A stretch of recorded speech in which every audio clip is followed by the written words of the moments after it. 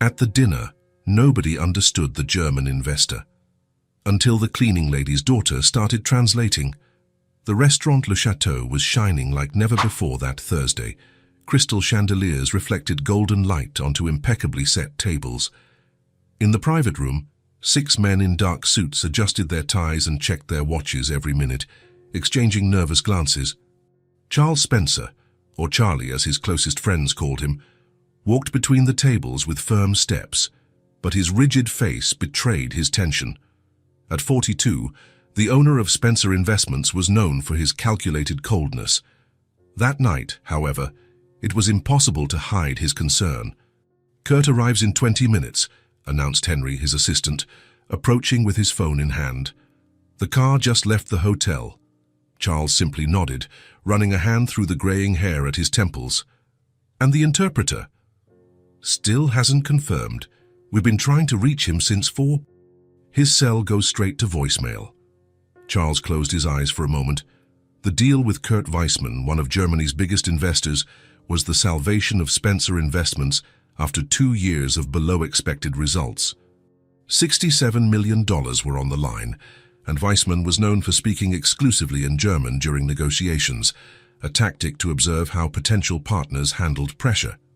"Keep trying," Charles ordered, keeping his voice low, "and prepare a plan B. See if any nearby restaurant has someone who speaks German." Henry nodded and quickly walked away, sweat glistening on his forehead. Charles adjusted the navy blue tie chosen especially for the occasion, a color that conveyed confidence, according to his image consultant. At the other end of the room, far from the executive's gazes, Elena Kowalski discreetly cleaned a small wine spill. At 34, the cleaning lady at Le Chateau worked in silence, moving like a shadow among the patrons. Her simple grey uniform contrasted with the elegance of the environment, but she was used to being practically invisible. Beside her, sitting on a stool in the most discreet corner of the room, Clara watched everything with attentive blue eyes. The 6-year-old girl, with blonde hair in 2 braids, held a children's book on her lap, but her attention was completely focused on the restaurant's buzz. "Mommy, why is that man walking in circles?" she whispered, pointing at Charles. "Shh, Clara." "Don't point," Elena corrected gently. "Remember what we agreed. Stay quiet until my shift is over." Clara nodded, looking back at her book. It wasn't common for Elena to bring her daughter to work, but the babysitter had cancelled at the last minute, and she couldn't afford to miss a day. Not with rent overdue and her father's medicine to buy. The restaurant manager, Mr. Moretti, had allowed Clara to stay, as long as she remained inconspicuous and didn't bother the customers. So far, the girl was holding up her end of the bargain perfectly, occasionally looking up to admire the elegant dresses and impeccable suits of the guests. At the restaurant's entrance, a quiet commotion began to form. Kurt Weissmann had arrived 15 minutes early. The German, a burly man of about 60 with perfectly combed white hair, entered the establishment accompanied by 2 equally serious aides. Charles moved forward to greet him, with a rehearsed smile and a confident posture that didn't reveal his internal chaos. "Herr Weissmann, willkommen," he greeted with one of the few German phrases he had memorized. The investor gave a brief nod, replying with something in fast, fluent German that made Charles's smile falter. Maintaining his composure, he guided the group to the main table while casting desperate glances at Henry, who shook his head negatively. Still no news from the interpreter. The tension was palpable. The Spencer executives looked at each other, uncertain. The interpreter's absence was not just an inconvenience, but a potential catastrophe. No one on the team spoke German beyond basic phrases, and Weissmann, as expected, continued to speak exclusively in his native tongue. "Gentlemen, please, have a seat," Charles invited, gesturing to the chairs. Weissmann took his seat, observing everything with an analytical gaze. The sommelier approached to serve the wine, a German Riesling specially selected for the occasion, while Charles desperately searched for a solution. Perhaps they could use a translation app, but it would be a breach of protocol and show a lack of preparation. "Was ist los? Gibt es ein Problem mit dem Dolmetscher?" Weissmann asked, noticing the nervous glances. Charles smiled awkwardly, not understanding the question. The embarrassing silence stretched for seconds that felt like hours. One of the Spencer executives tried to intervene with a meaningless "yeah," making the situation worse. That's when a clear, childish voice came from the corner of the room. He's asking if there's a problem with the interpreter. All heads turned to Clara, who was now standing next to her stool, still holding her children's book. Eleanor went pale, dropping her cleaning cloth. "Clara!" she whispered in a reprimanding tone.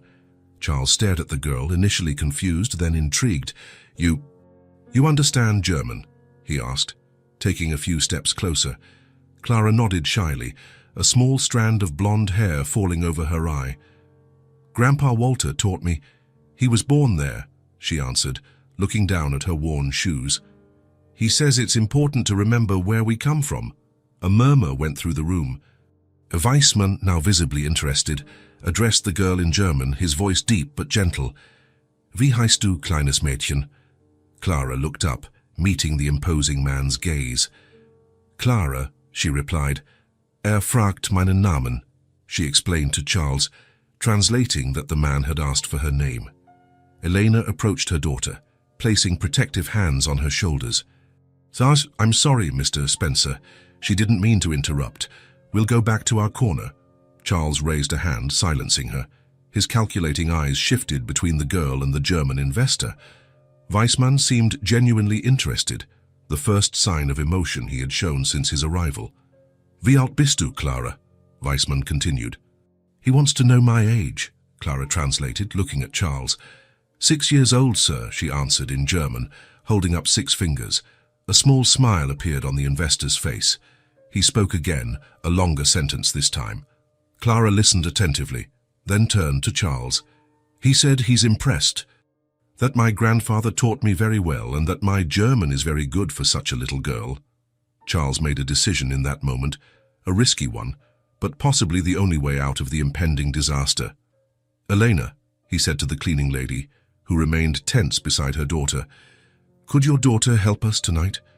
Our interpreter didn't show up, and we have a very important matter to discuss with Mr. Weissmann."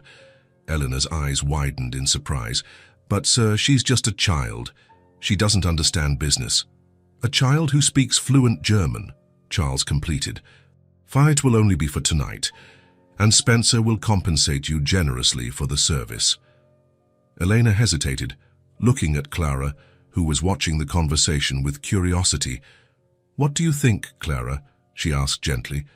"Can you help Mr. Spencer talk to the German gentleman?" Clara thought for a moment, biting her lower lip, then nodded, determined. "Grandpa would be proud," she answered simply. "He always says we should help when we can." Charles smiled for the first time that night, a genuine smile, not the one rehearsed for negotiations. "Excellent. Henry, please, find a place for Clara at the table and bring her something to eat." Minutes later, the scene at Le Chateau was surreal. At one of the most elegant tables in the restaurant, among businessmen in expensive suits, sat a 6-year-old girl, her feet dangling without reaching the floor, translating a multi-million-dollar negotiation. At first, Clara seemed shy, her voice almost a whisper as she translated Weissmann's words. But as the conversation progressed, she gained confidence. Her childish innocence made the translation peculiarly direct, without the diplomatic flourishes typical of professional interpreters. "He says the numbers don't make sense," Clara translated at one point, after Weissmann analyzed some documents. "That the forecast for next year is, how do you say it, too optimistic." Charles quickly adjusted his strategy. The unexpected frankness of Clara's translation forced him to be more direct and honest than he had originally planned.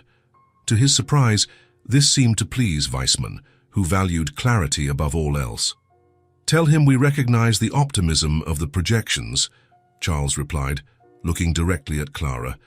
"Sir, but we believe in the potential of the new product," Clara translated, focused, sometimes pausing to think of the right word. Weissmann listened intently, his gaze shifting between the girl and Charles. Elena watched the scene from a distance, alternating between motherly pride and nervousness. Mr. Moretti had assured her she could stay there, temporarily excusing her from her duties while Clara helped with the meeting. Still, She couldn't shake the feeling of being out of place, watching her daughter, who usually played with second-hand dolls, now sitting among the powerful. As dinner went on, something unexpected happened. Clara's presence had completely transformed the atmosphere. The initial tension gave way to an almost cordial environment. Weissman, who rarely smiled during negotiations, seemed charmed by the little interpreter, occasionally asking questions about her life and family. "He's asking if I go to schools," Clara translated at one point. I said yes, but that sometimes it's hard because we have to buy medicine for Grandpa. Charles noticed a flicker of surprise in Weissman's eyes after that answer. The German investor spoke again, this time at greater length. "He says," Clara translated, concentrating, "that he admires families that help each other, that it shows character, and he likes to do business with people of character." The comment wasn't directed at Clara's situation, but at Charles himself and his company. Something in the girl's sincerity had created an unexpected bridge, humanizing a negotiation that would normally be cold and calculated. When it came time to discuss the more complex terms of the agreement, Charles feared that Clara's linguistic ability would reach its limits. To his surprise, the girl continued to translate with impressive accuracy, sometimes asking for more technical terms to be repeated, but never losing the thread of the conversation. "He wants to know about the guarantees," she translated at one point, frowning. "If you will protect his investment if things don't work out as you expect." Charles explained in detail the guarantees offered, watching Clara translate his words with a seriousness that seemed out of place on her childish face. It was as if she intuited the importance of the moment, even without fully understanding what was at stake. By the time dessert arrived, the mood had changed. Charles realized that, against all odds, the negotiation was progressing. The points of friction had been addressed with a refreshing clarity, and Weissman seemed more receptive than in any previous meeting. Clara ate her chocolate ice cream with obvious delight, occasionally licking the spoon while listening attentively to Weissman speak. Her childish professionalism, alternating between the seriousness of translation and the genuine joy of a child savoring a special dessert, created a contrast that seemed to enchant the German investor. "He says," Clara translated as a small smudge of chocolate formed at the corner of her mouth, "that he needs to think about the final details, but that he is inclined to accept the deal." A collective sigh of relief went around the table. Charles maintained his composure, but inside he felt a wave of gratitude and relief he hadn't experienced in years. "Ask him if there is anything else we can do to finalize the deal," Charles instructed. Clara translated the question. Weissman smiled, looking directly at the girl as he replied. "He says you've already done enough," Clara translated. "That sometimes the best negotiation is one where everyone leaves happy." When Weissman finally stood up to leave, he extended his hand first to Clara, speaking a few words in German that made the girl smile. "What did he say?" Charles asked. "He thanked me," Clara replied with a shy smile. "He said I have a bright future, and that my grandpa must be a very special man." Weissman then turned to Charles, speaking in English for the first time that night, with a heavy accent. "The contract, Mr. Spencer, my lawyers will be in touch tomorrow to finalize, and you might want to consider offering a scholarship to your young interpreter. Talents like that are rare." With a brief nod, the German investor left, leaving behind a room in a state of shock and contained euphoria. As soon as the door closed behind Weissman, the Spencer executives erupted in quiet celebrations, shaking hands and patting each other on the back. Charles stood still, watching Clara, who now looked tired, her eyes heavy after hours of intense concentration. Something moved within him, an emotion he couldn't immediately name. For years, he had built his life around absolute control, predictability, power. And now, his most important negotiation, which would define the future of his company, had been saved by a 6-year-old child, the daughter of a cleaning lady. His wounded pride battled with an overwhelming gratitude. Clara's innocent voice, translating complex financial terms without fully understanding their meaning, had achieved what weeks of carefully crafted strategies could not, winning the trust of Kurt Weissman. "Mr. Spencer," Henry's voice interrupted his thoughts. "Are the documents for tomorrow?" "Later," Charles cut him off, without taking his eyes off Clara, who was now in her mother's arms, almost asleep. Right now, we need to properly thank our Savior. Charles approached Elena and Clara, noticing for the first time the weariness in the woman's eyes, the marks of a life of hard work on her hands. "Oh, I don't know how to thank you," he said sincerely. "Your daughter saved more than a negotiation tonight. She saved 60 jobs and the future of my company." Elena smiled, holding Clara tighter. "She's special," she replied simply, "and very stubborn like her grandfather." Charles nodded, taking a card from his pocket. "I'd like to discuss how I can properly repay you. Please, call me tomorrow." As he watched mother and daughter leave the restaurant, Charles felt something he hadn't experienced in a long time. A genuine human connection, beyond numbers, contracts, and power.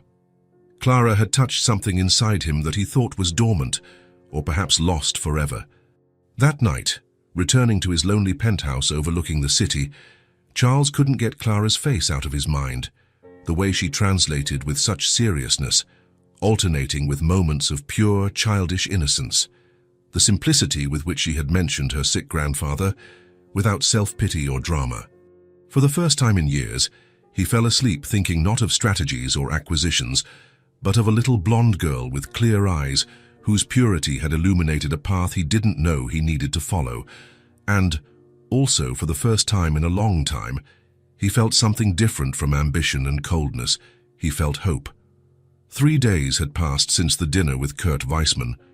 The contract was signed, the lawyers were satisfied, and the future of Spencer Investments was secure for the next few years. Charles had celebrated discreetly with his team, received congratulations from the board, and even a rare compliment from his mentor, Old Man Thompson, who rarely showed enthusiasm for anything. Still, something bothered him. The image of Clara translating with childish seriousness wouldn't leave his mind. He had sent a generous bonus to Elena through the restaurant manager, more money than she probably earned in 3 months. But it didn't feel like enough. It wasn't just about money, it was something deeper, a debt that went beyond the financial. On Friday afternoon, after ending a meeting early, Charles found himself driving towards Le Chateau. He hadn't planned the visit, hadn't made an appointment with anyone. He simply felt he needed to go there. The restaurant looked different in the daylight, without the nighttime glow of the chandeliers and the buzz of elegant customers. Staff were setting tables for dinner, polishing silverware and adjusting floral arrangements. "Mr. Spencer," Manager Moretti appeared, surprised, quickly adjusting his tie. "We weren't expecting you today. May I prepare a table?" "I'm not here for dinner, Moretti," Charles replied, looking around. "I'm looking for Eleanor and her daughter." "Are they here?" The manager looked confused for a moment, then nodded. "Elena is finishing cleaning the private room. Clara usually arrives after school, around 4. She should be with her mother now." Charles thanked him and walked through the restaurant to the room where, days earlier, he had closed the deal with Weissman. The door was ajar. Inside, Eleanor was cleaning the tall windows with precise, efficient movements. Clara was sitting at a table in the corner, drawing intently in a worn-out notebook. Charles watched the scene for a moment before knocking lightly on the door. Eleanor turned quickly, surprised to see him. "Mr. Spencer." She quickly came down from the stepladder she was on. "I didn't know you were coming today. I didn't tell anyone," he replied with a slight smile. "It was a last-minute decision." Clara looked up from her drawing, and upon recognizing him, broke into a spontaneous smile that lit up her face. Charles was taken aback by the girl's genuine joy at seeing him, something he wasn't used to. People usually smiled at him out of interest or obligation, not pure happiness to see him again. "Hello, Mr. Charlie," Clara greeted, using the nickname that no one but his closest friends dared to use. "Clara," Elena gently reprimanded, "it's Mr. Spencer to you." "It's all right," Charles interrupted, approaching the table where the girl was drawing. "So you can call me Charlie." He looked at Clara's drawing, a colorful depiction of what looked like the restaurant one with small figures around a table. He recognized the attempt to portray the night of the dinner with Weissman. "You draw very well," he commented. Clara smiled, proud. "Grandpa Walter taught me. He used to draw a lot before he got sick." Elena approached. nervously adjusting her uniform. "Mr. Spencer, I wanted to thank you for the money you sent. It was very generous, but you didn't have to." "It was well deserved," Charles interrupted her. "Unless without Clara's help, I would have lost the most important contract of my career." He paused, looking again at the girl, who had gone back to coloring her drawing. "Actually, I came here to talk to you both, especially with Clara." Eleanor looked confused but nodded, gesturing to two chairs near the table where her daughter was drawing. Charles sat down, adjusting his expensive suit, feeling strangely out of place in this everyday setting, far from the boardrooms and luxurious offices where he spent most of his days. "Clara," he called softly, waiting for the girl to look up from her drawing. "You helped me a lot that night. More than you can imagine." The girl looked at him with those attentive blue eyes, as if she could see beyond his facade as a successful businessman. "The contract we closed with Mr. Weissman saved my company from serious trouble. It saved a lot of people's jobs." Clara nodded, as if she understood the gravity of the situation, although Charles suspected she didn't fully grasp the scope of his words. "I wanted to repay you somehow," he continued. "So, I want to make you an offer. You can ask for anything." "Anything you want." Eleanor looked alarmed, opening her mouth to protest, but Charles gently raised a hand, asking her to wait. "I'm serious. Anything within my power. A new game, books, maybe a trip, or something for school. Do you have a dream, Clara?" The girl grew serious for a moment, her clear eyes fixed on Charles's. There was no enthusiastic reaction as he had expected, no impulsive request for toys or treats. Instead, Clara seemed to be considering the offer with a maturity surprising for someone her age. After a few seconds that felt much longer, she replied simply, "I'd like you to help my grandpa Walter, he's sick." The answer caught Charles completely off guard. He had expected typical childhood requests, an expensive toy, perhaps, or a trip to an amusement park. Not this. Not a request so selfless, so devoid of self-interest. "Clara," Eleanor began, embarrassed, "we can't ask that of Mr. Spencer. He's already been very generous." But Charles was barely listening. He stared at the girl, her expression serious, her eyes bright with hope. The request wasn't for herself, not to satisfy her own childish desires. It was for someone she loved. "What does your grandfather have?" he finally asked, his voice softer than usual. "The doctors said it's a heart problem," Clara replied. "He gets tired very quickly now. He can't take me to the park anymore or teach me how to draw properly. Mommy works a lot to buy his medicine." Elena looked uncomfortable, torn between embarrassment and hope. "Mr. Spencer, please, don't feel obligated. The medications are expensive, yes, but we're managing. Clara doesn't really understand these things." "Yes, I do," the girl protested. "Yeah, Grandpa needs a good doctor. Good doctors are expensive, and you cry at night when you think I'm not listening." The silence that followed was heavy. Elena looked down, unable to deny her daughter's words. Charles felt something break inside him, a barrier he didn't even know existed. For years, he had shielded himself from the needs of others, seeing people only as resources or obstacles in his plans. Clients, employees, competitors, all categorized according to their usefulness.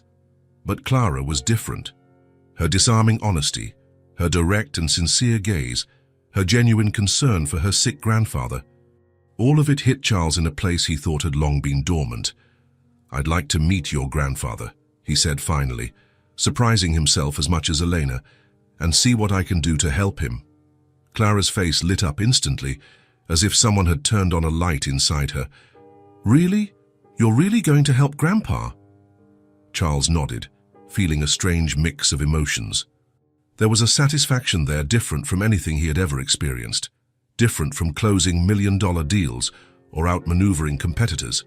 It was something simpler and at the same time more profound. "Yes, Clara. I'll do what I can to help your grandfather."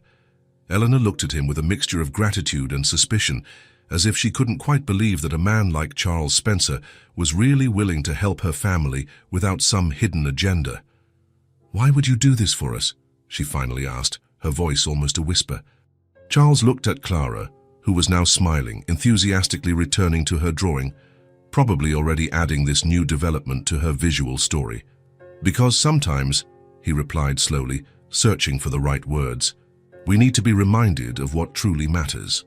Elena nodded, still uncertain but with a glimmer of hope in her eyes. Charles took a business card from his pocket, turned it over, and wrote his personal number on the back. "Call me tomorrow. We'll arrange a visit to your father."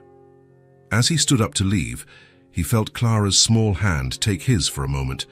"Thank you, Mr. Charlie?" That innocent touch, the simple gratitude in her voice, stirred something unexpected in Charles, a lump in his throat, an emotion he couldn't name. He just nodded, unable to reply. Leaving the restaurant into the afternoon light, Charles Spencer, the man who had built a financial empire through cold, calculated decisions, felt strangely disarmed by a simple 6-year-old child, a child who, when offered anything in the world, thought not of herself but of someone she loved. Sunday dawned overcast, with a fine drizzle falling over the city. Charles drove his silver Audi following the GPS instructions, gradually moving away from the wide avenues and imposing buildings of the financial district towards a simpler area on the outskirts. As he drove on, the buildings became more modest, the designer stores giving way to small neighborhood shops. He parked in front of a small apartment complex. 3-story blocks painted a pale yellow, faded by time.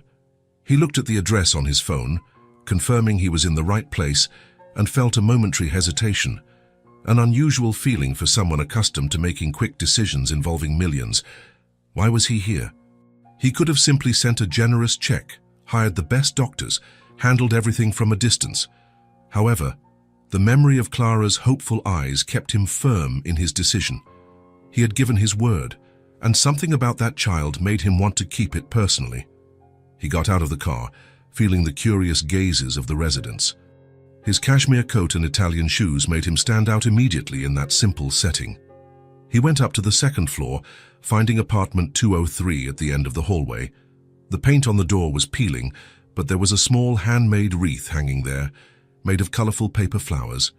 Before he could knock, the door opened, revealing the girl's radiant face. "Mr. Charlie, you really came," she exclaimed, as if until that moment she had doubted he would keep his promise. "I said I would," he replied, surprised at his own punctuality. He was usually only this punctual for important business meetings. Clara took him by the hand, pulling him inside with a familiarity that surprised him. The apartment was small but impressively clean and organized. Simple furniture, some visibly worn from use, filled the space functionally.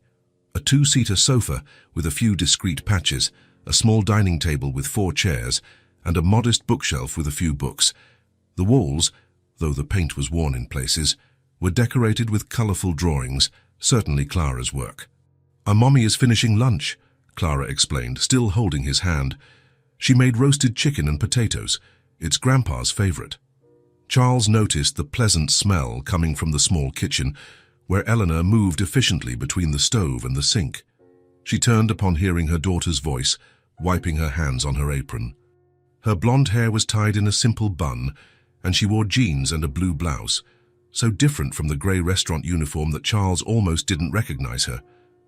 "Mr. Spencer, welcome to our home," she greeted with a nervous smile. "I hope you don't mind the simplicity." "Please, call me Charles," he replied, trying to ease the woman's obvious tension. "Saz, and thank you for the invitation. You didn't need to prepare anything special." "Clara insisted," Elena explained. "She said it would be polite to offer food to an important visitor."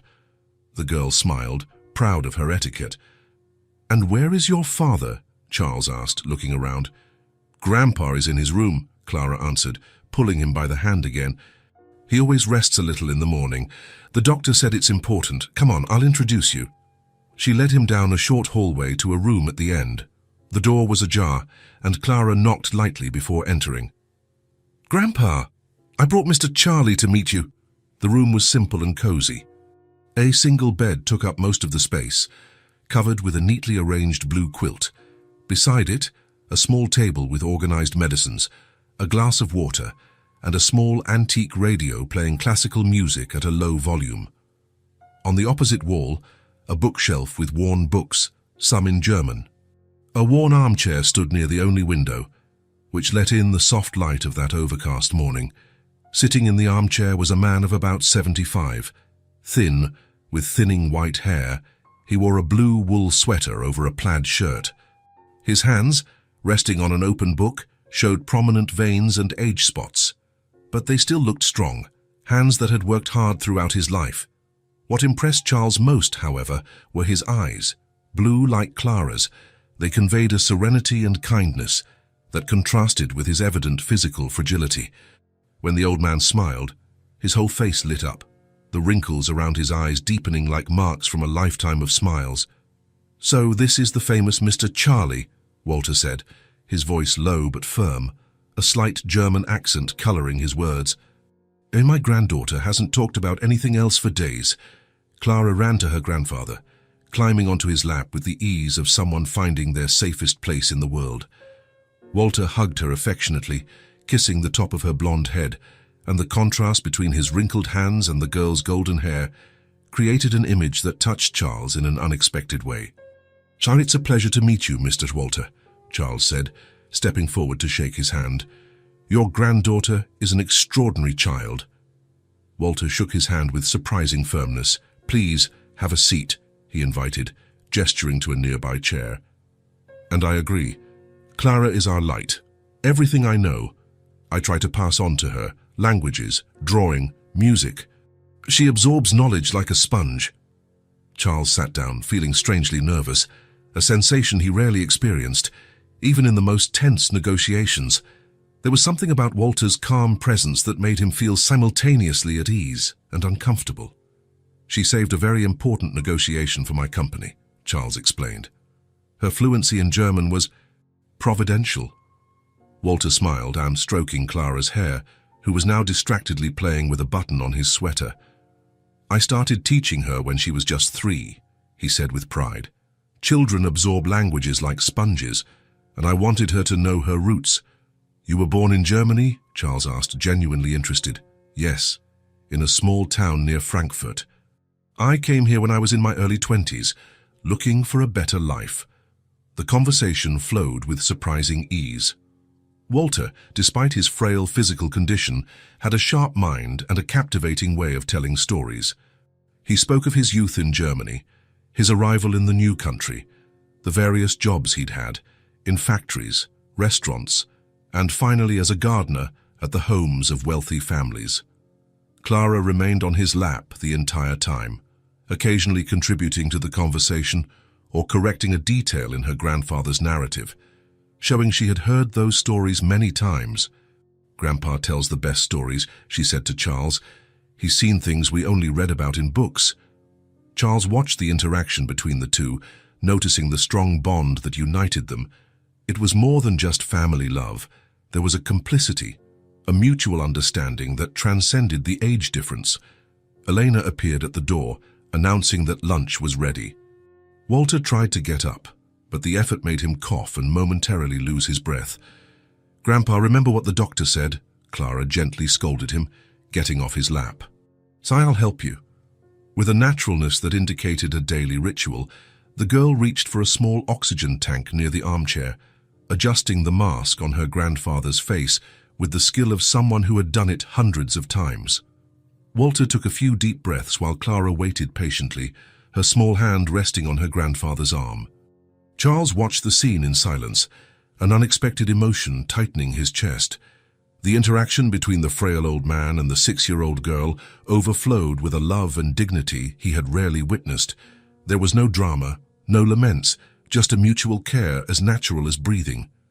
After a few moments, Walter removed the mask, thanking his granddaughter with a smile. "I better now," he said, reaching for his cane. "Let's have lunch before your mother thinks we don't like her cooking." With the help of the cane and Charles's discreet support, Walter managed to stand and walk slowly to the living room, where Eleanor had set the table for lunch. Charles noticed how Clara stayed close to her grandfather, attentive but not smothering, offering support only when needed. The meal was simple but delicious. Charles couldn't remember the last time he'd had a home-cooked lunch like that, accustomed as he was to fine dining restaurants and gourmet food delivered to his penthouse. There was something comforting in the simplicity of that roasted chicken and potatoes served on ordinary plates, accompanied by unpretentious conversation. Clara kept the atmosphere lively, telling stories from school and asking Charles questions about his company. Walter ate slowly, clearly enjoying not just the food but the company. His eyes often lingered on Clara, watching her with a pure love that Charles almost envied. After dessert, a simple apple pie that Clara announced she had helped make, the girl excused herself to show her drawings to Charles. Eleanor began to clear the plates, while Walter remained at the table, watching him with a look that seemed to hold something beyond mere curiosity. "Clara, why don't you help your mom in the kitchen for a moment?" Walter suggested. "I'd like to have a word with Mr. Spencer alone." The girl nodded, taking a few plates with her to the kitchen. When they were alone, Walter leaned slightly towards Charles. "Do you know why I agreed to let you come here today?" he asked, his voice now lower. Charles shook his head. "Intrigued. Because Clara trusts you and I trust her judgment," Walter continued. "But also because, ever since she mentioned your full name, something seemed familiar." His blue eyes, so similar to Clara's, studied Charles's face with growing intensity. "Spencer, Charles Spencer," he murmured, as if savoring the name. "As when you were younger, you were called Charlie, weren't you?" Charles nodded, surprised. "At the big house on Oak Street, the mansion with the white rose garden." A shiver ran down Charles's spine. Oak Street was where his childhood home was, his parents' mansion, sold many years ago after their deaths. Walter smiled, a glimmer of recognition in his tired eyes. "So you're little Charlie from the mansion," he said, his voice weak but full of certainty. "The boy who used to hide among the azalea bushes when his parents argued." Charles felt the blood drain from his face. Long-buried memories began to surface, fragments of an almost forgotten past. The azalea bushes, his secret hiding place. Intimate details of his lonely childhood that no one else knew. How do you know that?" he asked, his voice barely a whisper. "Because I was the gardener at that house, Charlie, for almost 15 years. Walter extended a trembling hand, briefly touching Charles's arm. "I took care of the roses your mother loved so much. And sometimes I took care of you too, when no one else noticed you needed attention." Charles felt as if the floor had disappeared from under his feet. Walter, Clara's sick grandfather, the man he had come to help as a gesture of gratitude, was the Mr. Walter from the garden, the gentle figure who populated some of his few happy childhood memories, the man who, on lonely days, taught him the names of plants, who let him help water the flowers, entrusting him with small tasks that made him feel important, who occasionally told stories about a distant country called Germany, about castles and enchanted forests. "I didn't expect you to remember me," Walter continued, noticing the shock on Charles's face. "So you were so little, and it's been so long." But when Clara talked about the important man she had helped, something stirred in my memory. Charles couldn't speak.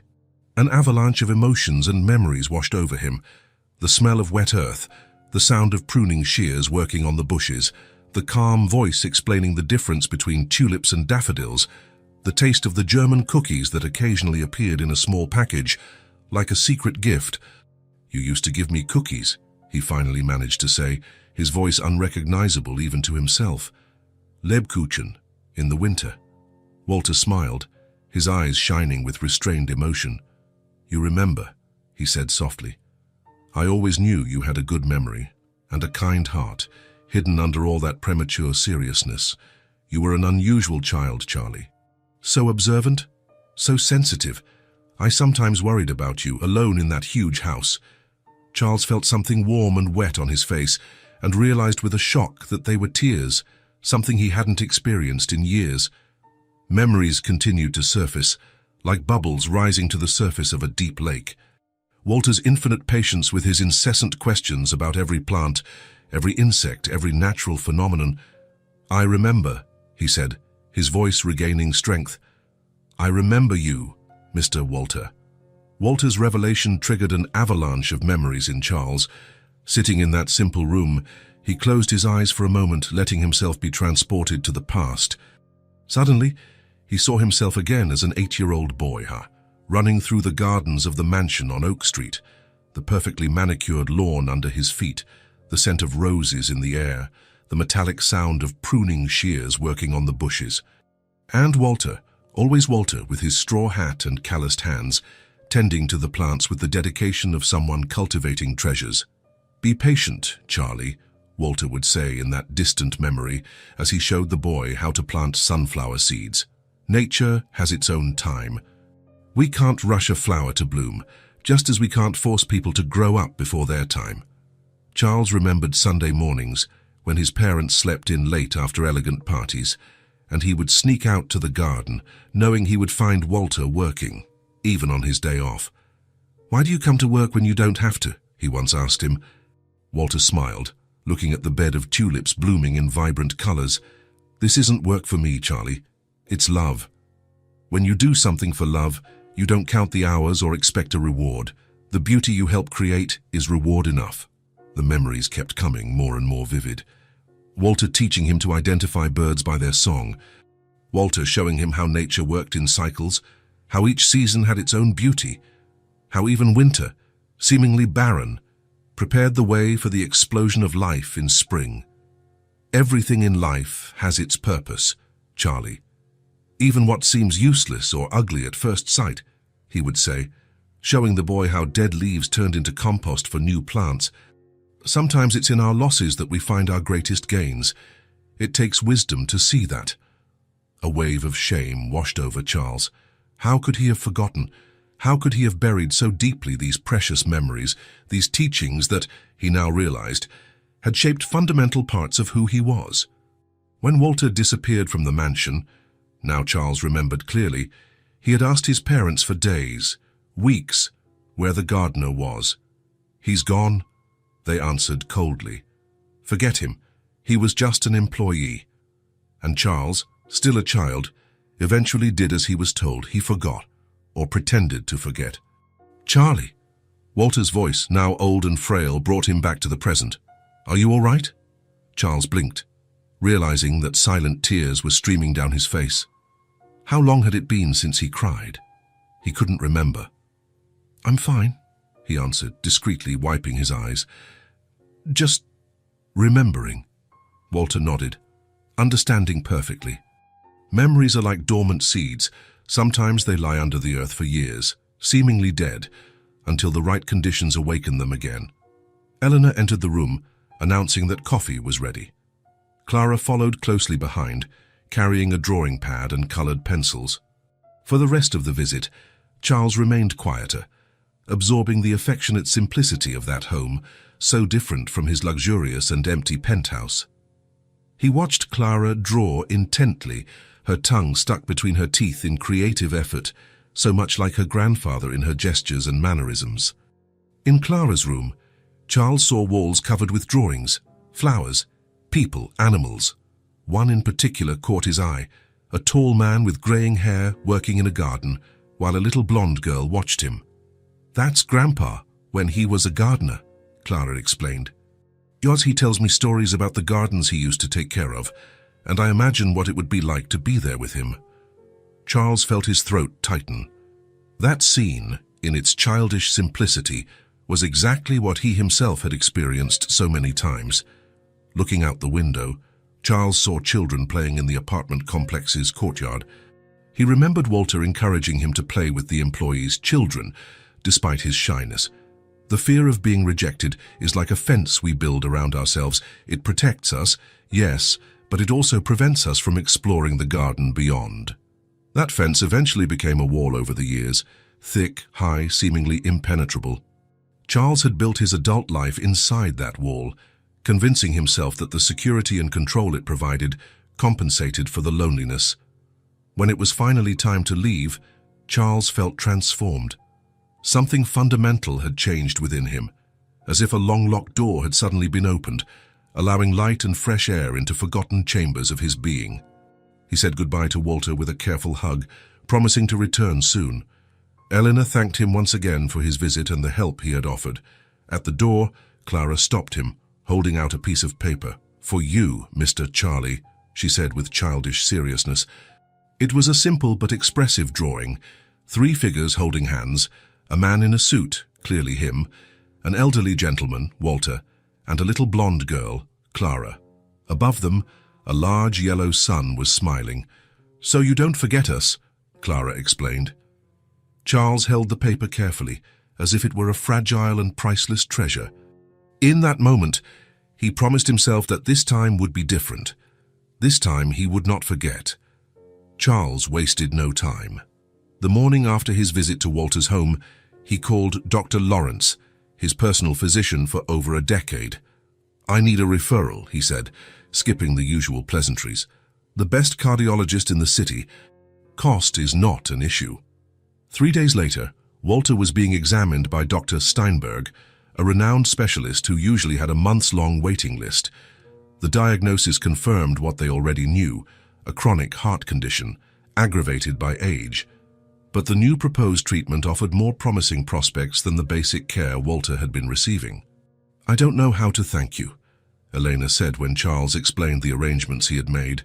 His health insurance would never cover these specialists. "There's nothing to thank me for," Charles replied with a simplicity that surprised himself. "It's the least I can do." But Charles knew it wasn't the least. It was just the beginning. Starting that week, he reorganized his schedule, something unthinkable until recently. Henry, his assistant, looked at him with growing bewilderment each time Charles cancelled meetings that were previously top priority or delegated decisions he would normally insist on making himself. "Is everything all right, sir?" Henry asked one afternoon. After Charles turned down a business trip to Tokyo they had been planning for months. "Better than ever," Charles replied, surprised by the sincerity of his own statement. In the weeks that followed, Charles began to establish a routine that included regular visits to the Kowalski family's apartment. At first, his visits always had some pretext: updates on the medical treatment, documents to sign, appointments to schedule. But soon, the pretexts became unnecessary. It was clear to everyone, including himself, that he simply enjoyed being there. It was a rainy Thursday when Charles arrived at the apartment with a carefully wrapped package under his arm. Clara opened the door, her blue eyes lighting up when she saw him. "Mr. Charlie," she exclaimed, hugging him impulsively. "You came on my math homework day. Can you help me? Mommy doesn't understand fractions very well." Charles felt an involuntary smile form on his face. Weeks ago, he would have considered helping a 6-year-old with homework an absurd waste of his valuable time. Now, he felt genuinely enthusiastic about the possibility. "Of course I'll help," he replied, entering the familiar apartment that no longer felt strange to him. But first, I brought something for your grandfather." Walter was in his usual armchair, but Charles immediately noticed the small improvements in his appearance. The new treatment was working. There was more color in his cheeks. His breathing seemed less labored. "Charlie," the old man greeted with a warm smile. "Fire punctual as always." Charles handed the package to Walter, feeling a strange nervousness. "I found this and thought of you."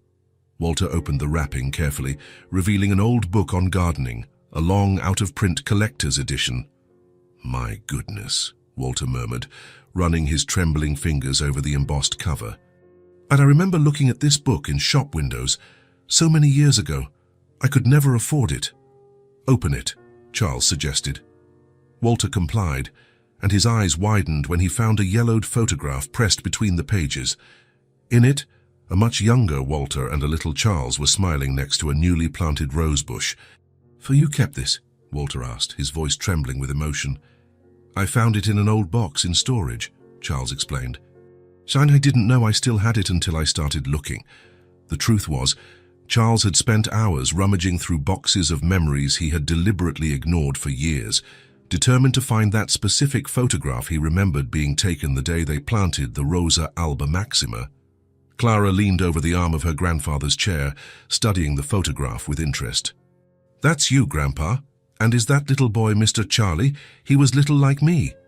"We were all little once, Clara," Walter replied, a nostalgic smile on his face. "Even important people like Mr. Charlie."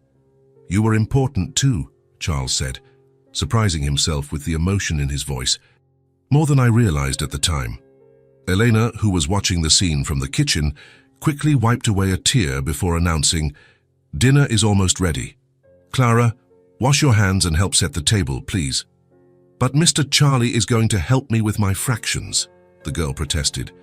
After dinner, Charles promised. The fractions aren't going anywhere. Meals at the Kowalskis had become one of his favorite times. The food was simple, very different from the fine dining restaurants he frequented, but there was something comforting about those homemade dishes, prepared with evident care. It's my grandmother's recipe, Eleanor explained when Charles complimented the stew she had served that night. Traditional Polish food. My father grew up eating this. Walter nodded, savoring each bite with obvious pleasure. My wife learned to cook from my mother, and now Elena keeps the tradition. And I'm learning too, Clara intervened proudly. I already know how to make pierogi by myself, almost by myself, she corrected herself, after a look from her mother. Charles watched the interaction between the three, feeling a pang of something he took a moment to identify as envy. Not petty envy, but a longing for what he had never had, family traditions. Knowledge passed down from generation to generation, the sense of continuity and belonging that it provided. Mr. Charlie, do you know how to cook? Clara asked, interrupting his thoughts. I'm afraid not, Charles admitted, for I've always had people to do that for me. I can teach you, Clara offered, excited by the idea. We'll start with something easy, like cookies. Grandpa says teaching is the best way to learn more. Your grandfather is a wise man, Charles replied, smiling at Walter, and I accept the offer. It's never too late to learn, right? Never, Walter agreed. For that's one of the few certainties I have after all these years. After dinner, and after helping Clara with her fractions, which proved to be surprisingly rewarding, Charles helped Elena wash the dishes while Walter and Clara played a card game at the living room table. You don't have to do this, Elena said, referring to both the dishes and his frequent visits. I know I don't have to, Charles replied. I want to. Elena studied him for a moment as if trying to solve a puzzle. You've changed, she observed finally. Since the first time you came here. Charles considered that as he carefully dried a plate. I think I'm remembering who I was, he said at last. Or maybe who I could have been. In the following weeks, Charles continued his routine of visits, becoming more and more integrated into the family's life. He was there when Clara got top marks on her science project, an herbarium that Walter had helped plan and that Charles had printed on special paper. He was there when Walter had a bad day and needed to stay on complete rest, patiently listening to the old man's stories of his youth, stories he now realized were a priceless treasure. On a sunny Sunday afternoon, Charles took Clara and Walter to a nearby park, while Elena took the opportunity to rest, a rare luxury for her. He pushed Walter's wheelchair, used only for longer outings, along the well-kept paths, while Clara ran ahead, pointing out birds and flowers with contagious enthusiasm. "Is that a sparrow, Grandpa?" she asked, pointing to a small bird on a nearby branch. "Almost, dear, it's a goldfinch, sir." Notice the yellow patches on its wings. Charles smiled, remembering how Walter had taught him to identify birds in a similar way, decades ago. The sense of continuity, of a circle closing, was almost palpable. "What is it?" Walter asked, noticing his smile. "I was thinking about how some things don't change," Charles replied. "You're still an excellent teacher." Walter looked at Clara, who was now trying to coax a squirrel to come closer by offering crumbs from a snack they had brought. "Teaching Clara has been one of the greatest joys of my old age," he said. "Children give us back something we lose over time, the capacity to marvel at the world." Charles nodded, watching Clara. Her expression of pure delight when the squirrel finally took a crumb from her outstretched hand was something that no business meeting, no million-dollar contract, no successful acquisition had ever given him. "I think I'm learning that now," he said softly. When they returned to the apartment, they found Eleanor rested and smiling, something Charles had rarely seen. She had prepared a simple snack, and the four of them sat down for tea and sandwiches, while Clara excitedly recounted every detail of her park adventure. Charles watched the scene with a growing sense of peace. There, in that modest living room, with that unlikely family that fate had placed in his path, he felt more at home than in his luxurious penthouse. That evening, driving back to his apartment, Charles recognized that something fundamental had changed within him. The walls he had built over the years, walls of unbridled ambition, of mistrust, of emotional distance, were beginning to crumble. Clara's drawing, now framed and hanging in his living room, seemed to capture not just a childish wish, but a real possibility. Different people, from different worlds, united by something stronger than circumstances or social conventions. Charles Spencer, the man who had built his adult life around control, power, and material success, was relearning something that the boy Charlie had known instinctively before the world taught him to forget: the art of simply feeling, joy, tenderness, connection, belonging. And surprisingly, there was nothing scary about it. On the contrary, it was like returning to a long-forgotten home that had always been there, patiently waiting for his return. It was a quiet Sunday afternoon. Eleanor had taken Clara to a schoolmate's birthday party, and Charles had taken the opportunity to visit Walter without the usual distractions. Not that he didn't appreciate Clara's energy or Elena's discreet presence, but there were questions that had hung between him and Walter since their first meeting, issues from the past that needed to be clarified, gaps that needed to be filled. The two men were sitting on the apartment's small balcony. The day was mild, with a light breeze rustling the leaves of the trees in the courtyard. Walter looked better than he had in previous weeks. The new treatment was clearly taking effect. His breathing was more regular, there was more color in his face, and he could talk for longer periods without getting tired. Charles had brought a bottle of red wine, nothing too fancy but good quality. Walter accepted a small glass, despite initial protests about his medical restrictions. "Once a week won't kill me," the old man argued with a smile. "Besides, there are certain conversations that call for a little wine." Charles nodded, instinctively understanding what Walter meant.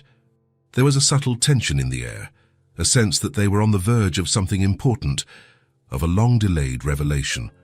They talked for a while about everyday matters: Clara's progress in school, Elena's job at the restaurant, the small improvements Charles had discreetly arranged for the apartment, like the new heating system and the more comfortable sofa that had, coincidentally, been delivered the week before. "You've always been like this, haven't you?" Walter commented with a slight smile. "Generous, but trying not to draw attention to it." Charles frowned, surprised. "I don't know if I'd describe myself that way. I remember when you gave your lunch to the assistant gardener's son, that scrawny boy. You told him you weren't hungry, but I saw you looking on with envy as he ate the sandwich your mother had specially prepared for you." The memory, so specific and long forgotten, took Charles by surprise. "You noticed those things?" "I noticed everything about you, Charlie," Walter replied simply. "Oh, you were an extraordinary child, hidden under layers of shyness and that premature seriousness your parents valued so much." It was Walter who finally changed the course of the conversation after a long moment of contemplative silence.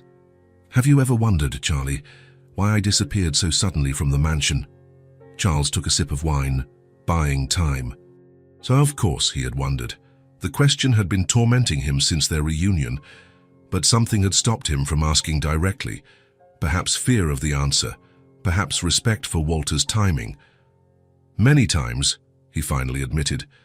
"My parents just said you had left without notice. Later, I heard something about improper conduct, but I never knew the details."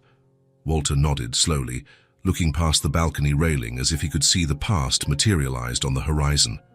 "Improper conduct," he repeated, with a faint, ironic smile. "So interesting how people can distort reality to protect their own failings." Charles waited, sensing that Walter needed to find his own words, his own rhythm to tell this story. "It was an autumn afternoon," the old man finally began. "I was pruning the hydrangeas near your father's office. The windows were open because of the unusual heat that day." He paused, taking a small sip of wine. "I didn't mean to listen. I would never do that deliberately. But the voices, they were hard to ignore." Charles felt a tightness in his chest, sensing what was coming next. "Your father wasn't alone in the office," Walter continued. "There was a woman with him." "It wasn't your mother." Charles closed his eyes for a moment. Part of him wanted to interrupt Walter, to say he didn't need to hear anymore, that the past should stay in the past, But another part, perhaps the braver part, knew he needed to face this truth. At first, I tried to move away, to continue my work in another part of the garden, Walter went on. But then I heard your name mentioned. They were arguing about you. About me? Charles couldn't hide the surprise in his voice. Walter nodded, his gaze now directly on Charles's eyes. The woman, I never knew her name, was pressuring your father to leave your mother. She said they could start a new family, that you would eventually adapt. Walter paused, as if weighing how to continue. Your father replied that you were not an important consideration in the decision, that the important thing was to protect the business, the Spencer family's reputation. A divorce would be scandalous, damaging to business relationships. You were mentioned only as a logistical detail. Charles felt as if something cold and heavy had settled in his stomach. He had always known he wasn't his father's priority.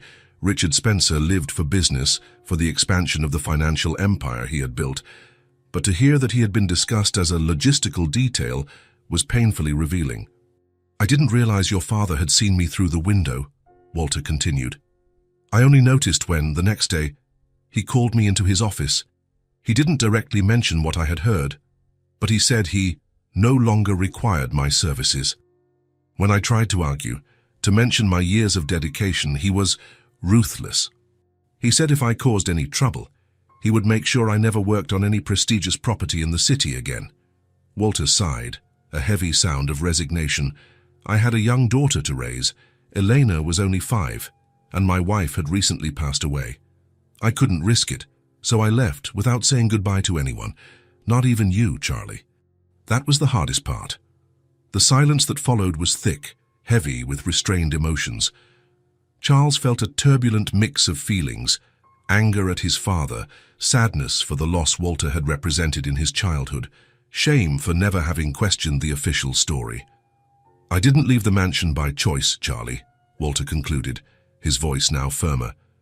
I was sent away because I overheard your father talking to a mistress. He realized it and didn't want me around. He preferred to get rid of me to protect his reputation. Charles was silent for a long moment, processing everything he had just heard. The image he had of his father, a brilliant businessman, a ruthless strategist, someone he had always tried to emulate in his own career, now shattered, revealing a man capable of great personal coldness and injustice. I'm sorry, Walter, he said finally. You didn't deserve that, and I missed you a lot, even if I didn't know how to express it at the time. Walter reached out his hand, briefly touching Charles's arm. I'm not telling you this to make you think badly of your father, Charlie. We all make mistakes, make choices we later regret. I'm telling you this because you have the right to know the truth. And because, he hesitated, choosing his words carefully, because I see in you a struggle that I recognize. The struggle between becoming what is expected of us and discovering who we really are. The words hit Charles with an almost painful precision. Wasn't that exactly what he had been experiencing these past few weeks? This division between the ruthless businessman he had built over the years, following his father's model, and something more authentic that was beginning to awaken in contact with Walter, Clara, and Elena. I've become a lot like him, haven't I? He asked softly. Walter didn't answer immediately, considering the question seriously. You inherited his intelligence, his determination, his ability to lead, he said finally. But I also see in you a sensitivity that your father never allowed to flourish in himself. I see it in the way you treat Clara, how you respect Elena, how you've dedicated yourself to helping an old gardener without expecting anything in return. Charles felt something warm and wet in his eyes, tears he didn't allow to fall. There's still time, Charlie, Walter continued gently. There's always time to choose a different path. Charles nodded slowly, unable to speak. Walter's revelation had shaken something fundamental in his understanding of himself and his family. It was as if a crucial piece of a puzzle had finally found its place, allowing everything else to fall into a new configuration. Did you ever tell anyone about this? He finally asked. Walter shook his head. What for? It would only cause more pain. Your mother probably already suspected. As for you, you were just a boy. It wouldn't have been fair to burden you with it. Charles thought of his father, who had passed away 7 years ago. Richard Spencer had died as he had lived, working, closing a big deal from his hospital bed, more concerned with the ongoing corporate merger than with his own mortality. His last piece of advice to his son had been about stocks and investments, not about life or happiness. He never changed, Charles commented, more to himself than to Walter. And to the very end, business always came first. Some men don't know how to change, and Walter replied, or they're too afraid to try. When Eleanor and Clara returned a few hours later, they found the two men still on the balcony, talking quietly. The subject had shifted to lighter topics, but something fundamental had been altered between them. A painful truth had been revealed, a burden shared, a new understanding established. Clara ran to hug her grandfather, then Charles, excitedly sharing details of the party. Her eyes shone with the typical excitement of a child, and her joy was contagious. Charles watched how Walter transformed in his granddaughter's presence. Weariness replaced by genuine enthusiasm, the melancholy of the previous conversation giving way to an affectionate interest in every detail of Clara's story. "Mr. Charlie, are you staying for dinner?" Clara asked hopefully. "My mummy said she was making pasta, and I helped pick the sauce at the market." Charles exchanged a quick glance with Walter, who gave an almost imperceptible nod. "I'd love to, Clara, if it's no trouble." "It's never any trouble," Elena replied with a sincere smile. "You're practically family now." The words, spoken casually, hit Charles with unexpected force. Family. A concept that, for him, had always been more theoretical than practical. The Spencers were a lineage, a name, a company, not a family in the affectionate, everyday sense he saw in that small apartment. That night, returning to his penthouse, Charles couldn't sleep. He stood on the balcony of his luxurious apartment, watching the city lights below, reliving the conversation with Walter, examining his own life from a new perspective. He realized, with a clarity that was both painful and liberating, that he had followed in his father's footsteps in more ways than he cared to admit. He had not only inherited the business, but also the hardness, the coldness in personal relationships, the willingness to sacrifice genuine human connections in the name of professional success. How many people had he pushed away over the years to protect his interests? How many relationships had he sacrificed at the altar of his ambition? How easily had he justified ruthless decisions with the cloak of business necessity? But something was changing. The weeks spent with Clara, Eleanor, and Walter had awakened something he thought was dormant forever: his capacity to genuinely care, to form bonds based not on interest or advantage, but on sincere affection and mutual respect. He looked at the city skyline, the sky beginning to lighten with the first signs of dawn. There was a choice to be made. He could continue on the path he had trodden so far, safe in his fortress of success and loneliness, or he could venture into unknown territory, where absolute control gave way to vulnerability, where authentic human relationships replaced strategic alliances. For the first time in many years, Charles Spencer felt truly in command of his destiny, not because he controlled a financial empire, but because he recognized that there was still time to walk another path, to be more human, just and present, the path that Walter had shown him so many years ago, among rose bushes and lessons in patience, and that Clara was showing him now, with her disarming sincerity and her infinite capacity to love. Charles woke up on Saturday morning with a clarity he hadn't felt in years. For weeks, an idea had been taking shape in his mind. Initially just a fleeting glimpse, then a recurring thought, and finally an unshakable certainty. The conversations with Walter, the time shared with Clara, Eleanor's quiet dedication, all of it had led him to a decision that paradoxically felt both bold and absolutely natural. He had consulted lawyers, checked the finances, evaluated options. But most importantly, he had listened to his heart, something he hadn't done in so long he had almost forgotten what it felt like. The next morning, he drove to the Kowalskis' apartment with a folder of documents on the passenger seat. When he arrived, he found the family gathered for Saturday breakfast. A little tradition he had discovered was sacred to them. It was the only day Elena didn't have to rush to work, when they could sit together without being in a hurry. Mr. Charlie. Clara was the first to notice him, running to open the door with a radiant smile. She was wearing flannel pajamas with cloud and star prints, and her blonde hair was messy. "Did you come to have breakfast with us? We have pancakes." Charles smiled, feeling that now familiar wave of affection that Clara's spontaneity always awakened in him. "Pancakes sound great," he replied, entering the now familiar apartment. "But actually, I came to talk to you about something important." Elena looked up from the table she was setting, a slight worry crossing her face. Walter, sitting in his usual armchair with a cup of tea in his hands, watched Charles with a scrutinizing gaze. "I hope I'm not interrupting," Charles said, suddenly aware that he had arrived unannounced. "Not at all," Walter replied. "You're always welcome, Charlie. Any time." There was such genuine sincerity in those words that Charles felt a lump in his throat. This, he realized, was the true privilege his wealth had never afforded him, to be truly welcome, wanted for who he was, not for what he possessed or represented. "I have something important to share with you," he announced, sitting at the kitchen table at Eleanor's invitation. Clara immediately took the seat beside him, curious as always.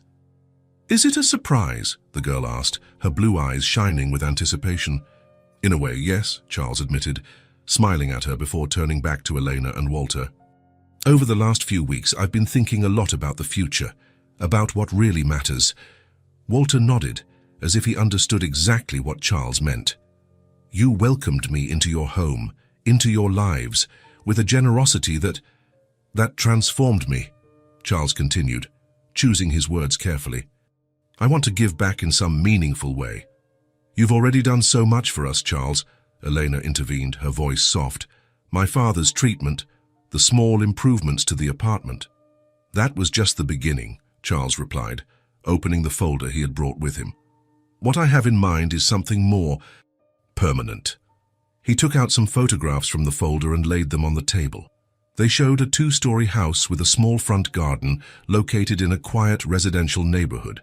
It wasn't an ostentatious mansion, but a spacious and welcoming residence, with the kind of timeless charm Walter would surely appreciate. "This house," Charles explained, as the three of them examined the photos with expressions of surprise, "is 20 minutes from here. It has 4 bedrooms, a backyard garden, and it's 2 blocks from an excellent school for Clara." A thick silence fell over the kitchen. Eleanor looked from the photos to Charles, an unasked question in her eyes. Walter slowly put down his cup, his expression unreadable. Clara, for her part, seemed simply amazed by the images. "It's so pretty," the girl whispered. "It looks like a house from a fairy tale." Charles smiled at her before continuing. "I bought it last week, and I want to offer it to you." Eleanor gasped, bringing a hand to her mouth. Walter sat up straighter in his chair, his eyes fixed on Charles. "Charles, this is," Elena began, her voice trembling. "A new home," Charles completed simply. "A dignified place where the 3 of you won't lack for safety or comfort." "We can't accept something of this magnitude," Elena protested, although her eyes betrayed an internal conflict. "It's too generous." "It's not generosity, Eleanor," Charles replied sincerely. "It's recognition, appreciation. You gave me something that no money can buy. You gave me back a part of myself that I had lost." Walter watched Charles intently, a deep understanding in his gaze. "Besides," Charles continued, taking more documents from the folder, "this isn't all I had in mind." He placed official papers on the table, neatly organized. "I've established an educational fund for Clara," he explained, feeling his heart race with the significance of what he was doing. "It will ensure she has access to the best possible education, art classes, music, languages, whatever she wishes to explore, and in the future, it will fully cover her university studies at any institution she chooses." The silence now was absolute. Eleanor had tears in her eyes. Walter seemed momentarily speechless. And even Clara, usually so talkative, watched the scene with a seriousness beyond her years. Charles looked directly at Clara, feeling an almost overwhelming emotion as he spoke the next words. "Clara will have access to everything she deserves. I will guarantee her education through college. I want her to have opportunities that I failed to appreciate in the past. A tear silently rolled down Elena's cheek. Clara, only partially understanding the full meaning of that moment, but sensing its importance, got up from her chair and spontaneously hugged Charles, her small body conveying a pure joy that no words could express. "Thank you, Mr. Charlie," she said, her face radiant with a luminous smile. "Can I have my own garden? Grandpa said he would teach me how to care for roses like he taught you." Charles hugged her back, feeling a lump in his throat. "Of course you can, Clara. The garden will be all yours." Walter reached his hand across the table, holding Charles's with a surprising firmness for someone in his condition. He said nothing. He didn't need to. His eyes, tearful but dignified, communicated everything. Gratitude, pride, a deep understanding of what this gesture meant not only for his family, but for Charles himself. It was a silent thanks, more eloquent than any words could be. "I don't want you to think of this as charity," Charles said, feeling the need to clarify. "I think of it as family, as belonging." The word family hung in the air, charged with meaning. For Charles, who had grown up in a house where relationships were defined by obligation and appearances, finding a true family connection in that small apartment had been a transformative revelation. "The house is ready for you to move in whenever you want," he continued after a moment. "It's already furnished, but of course you can change anything you wish. I want it to be truly your home." Elena finally found her voice, though it was still thick with emotion. "I don't know how to thank you, Charles. This is beyond anything we could have imagined." "You don't need to thank me," he replied simply. "You gave me something far more valuable than a house or an educational fund. You gave me a second chance to be the person I was meant to be."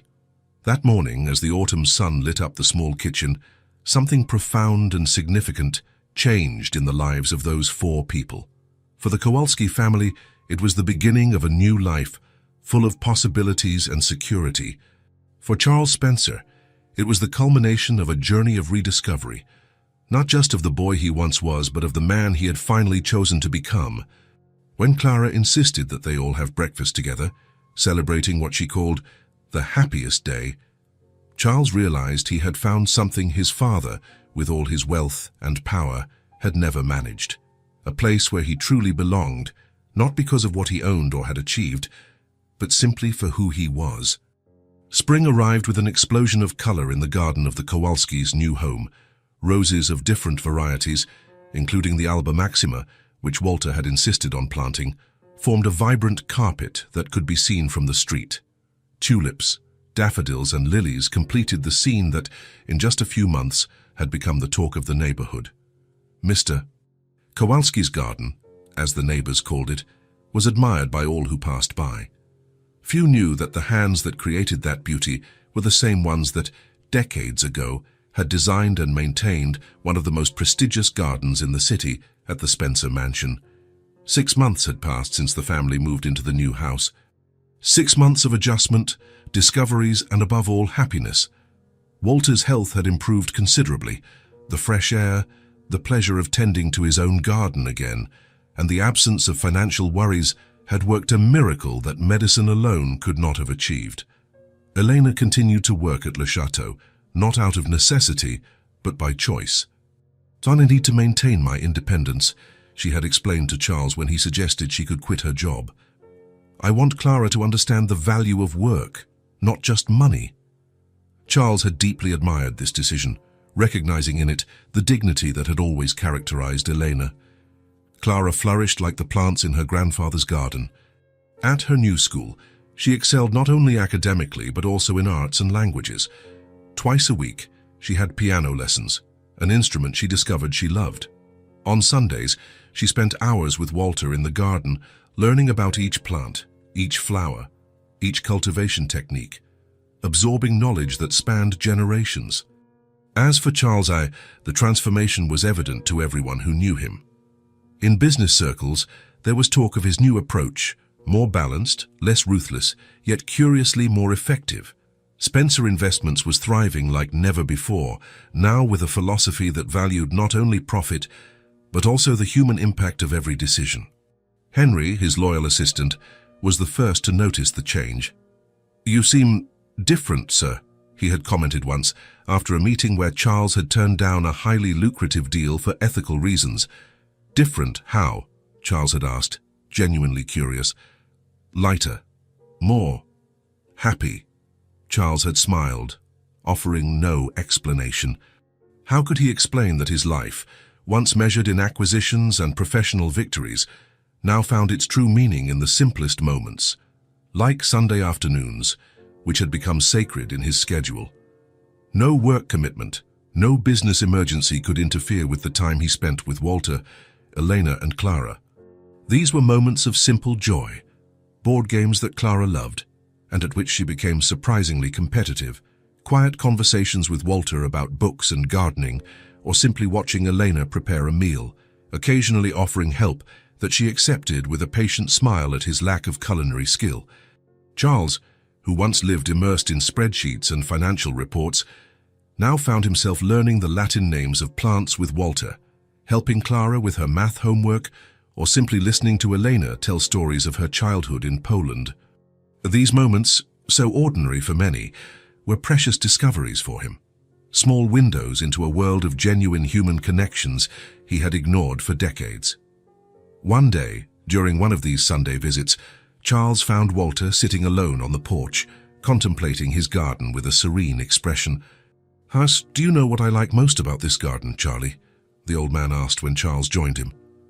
"What?" "That I don't have to worry about what will happen when I'm no longer here," Walter replied with the tranquility of someone who has made peace with his own mortality. "Clara will continue to care for it. And you will be here to guide her when needed." Charles felt a lump in his throat. The implicit trust in those words, Walter's certainty that he would remain a part of this family's life even after the patriarch was gone, was a priceless gift. "I'll always be here," he promised, and he knew it was a promise he would keep. On a particularly pleasant afternoon, while Walter napped in his favorite armchair on the porch and Elena organized photo albums in the living room, Charles was helping Clara with her science project, a detailed herbarium that combined art and botanical knowledge. "Mr. Charlie, what do you think of this leaf? Did the watercolor turn out well?" Clara asked, showing a page where she had painted the leaf of a maple tree with surprising accuracy. "It's perfect," Charles replied sincerely. "You have a special talent, Clara." The girl smiled, pleased with the compliment, before turning her attention to another sheet in her sketchbook. "So I made something special," she announced with an air of mystery. "Close your eyes." Charles obeyed, smiling. These little games and surprises were part of the routine they had developed. "You can open them now." When Charles opened his eyes, he saw a new drawing by Clara before him. It wasn't part of the herbarium, but something much more personal. It showed 4 figures holding hands in front of a house with a colorful garden. Clara, Eleanor, Walter, and Charles himself, all smiling under a big yellow sun. At the top of the page, in carefully drawn letters, it read, "My family." Charles felt something tighten in his chest, that emotion that was once so foreign to him, and which he now recognized as deep affection. The simplicity of the drawing contrasted with its emotional complexity.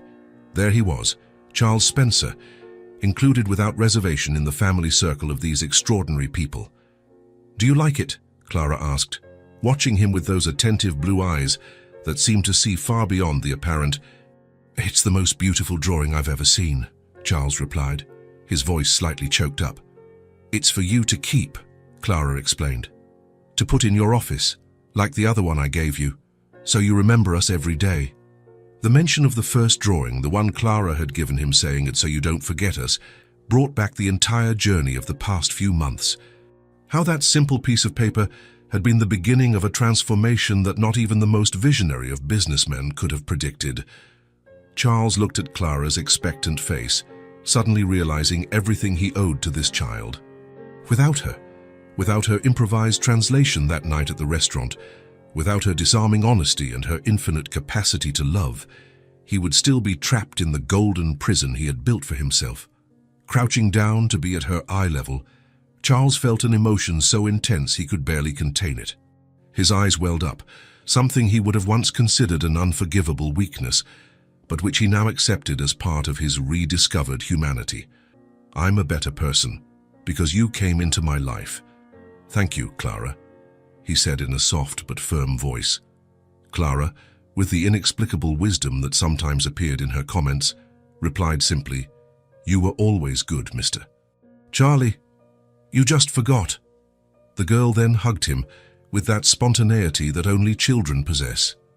Charles hugged her back, feeling a gratitude impossible to express in words. The next day, in his office at Spencer Investments, Charles contemplated the two drawings by Clara, now framed side by side on his wall. The first he made months ago showed three simple figures under a tree. The second, more elaborate, depicted the new reality they had built together. Kurt Weissmann, the German investor who had inadvertently triggered this whole transformation, came in for a scheduled meeting. "New drawings?" he asked, noticing the frames on the wall. "Yes," Charles replied. "Sire, from the most talented artist I know. Your daughter," Weissmann ventured, confused. Charles smiled, not correcting the mistake. In a way, Clara had become something very close to that. "Do you remember the girl who acted as interpreter that night?" he asked instead. Weissmann nodded, understanding dawning on his face. "The little translator, of course. An extraordinary child. More than you can imagine," Charles agreed. "She didn't just save our contract, she changed my life."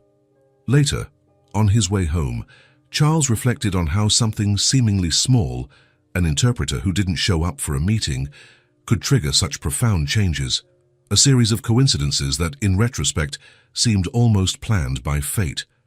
As he passed the Kowalskis' house, he slowed down. He could see Walter in the garden, supervising as Clara carefully watered the rose bushes.